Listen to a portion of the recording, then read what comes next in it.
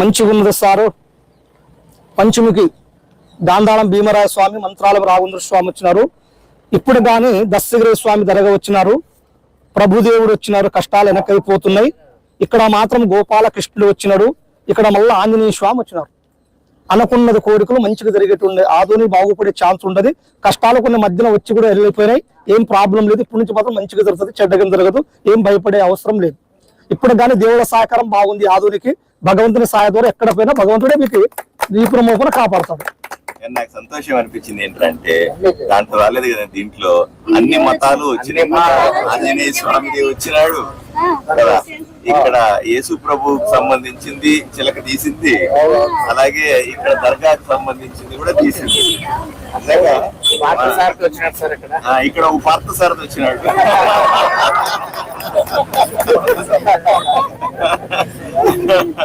పార్థ సారథి అంటే శ్రీకృష్ణుడే కదా, పార్థ సారథి కూడా వచ్చినాడు. అన్ని కలిపిన ఆదోని.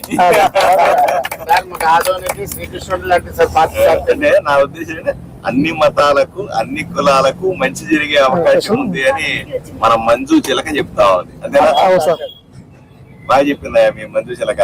ఓకే సార్, బ్రహ్మాండంగా చెప్పింది. Right, thank you Manju. Right.